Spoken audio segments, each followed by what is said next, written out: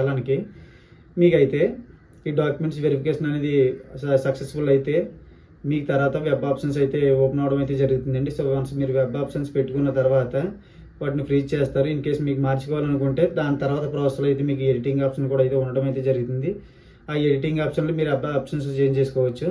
అదేవిధంగా ఎప్పుడైతే ఈ వెబ్ ఆప్షన్స్ అయినాయో మనం సక్సెస్ఫుల్గా ఇచ్చామో మరి 2-3 రోజుల తర్వాత ఏంటంటే మనకి సీట్ అలాట్మెంట్ అయితే జరుగుతుంది అయితే వస్తుందండి. మనం ఏ వెబ్ ఆప్షన్స్ ఏ కాలేజీలు ఇచ్చుకున్నామో అందులో మనకు వచ్చిన ర్యాంక్ని బట్టి అయితే మనకైతే సీట్ అలాట్మెంట్ అనేది ఖచ్చితంగా అయితే జరుగుతుందండి. సో సీట్ అలాట్మెంట్ అయిన తర్వాత వాళ్ళు సర్టెన్ డేట్ అయితే ఇవ్వడం అయితే జరుగుతుందండి.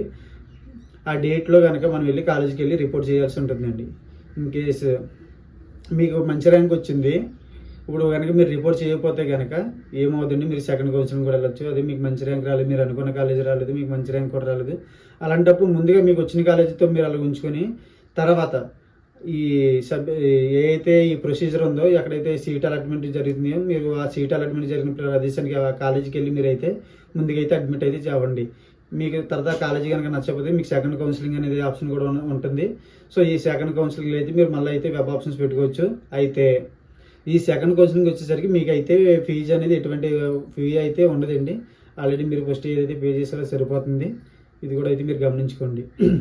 ఈ ప్రాసెస్ అంతా పడడానికి మినిమం అదే 1 మంత్ లోపు అయితే కంప్లీట్ అయిపోతాయండి. మొత్తం ఈ ప్రాసెస్ అంతా 15 days 16 daysలో.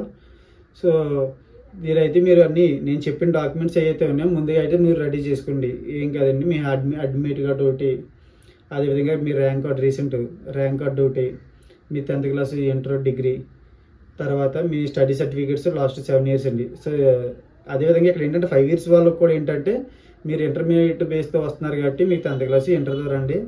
అదేవిధంగా మీకు లాస్ట్ 7 years ఆఫ్ ఏంటంటే మీకు ఇవి కూడా స్టడీ సర్టిఫికేట్లు అయితే కంపల్సరీగా రెడీ చేసుకోండి.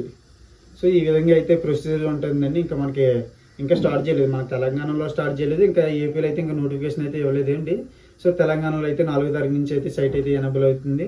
సో అది మీరు గమనించుకోండి. ఇంకా ఈ లాస్ట్కి సంబంధించి మీకు మరిన్ని వివరాలు ఏంటంటే నేను వాళ్ళ సైట్ ఓపెన్ అయిన తర్వాత మీకు అవన్నీ మీకు ఏంకైతే క్లియర్గా అయితే ఎక్స్ప్లెయిన్ చేస్తానండి. ఎలాగ అప్లై చేయాలి, ప్రొసీజర్ ఏమేమి కావాలో, ప్రొసీజర్ ఏంటి, ఆ ప్రొసీజర్ అంతా కూడా మీకు డీటెయిల్ వీడియో అయితే చేస్తానండి. ఇంకేమైనా డౌట్స్ ఉంటే కనుక మీరైతే నన్ను అయితే సంప్రదించండి. సో నా నెంబర్ అయితే డిస్ప్లే మీద స్క్రోల్ చేస్తున్నాను. Thank you.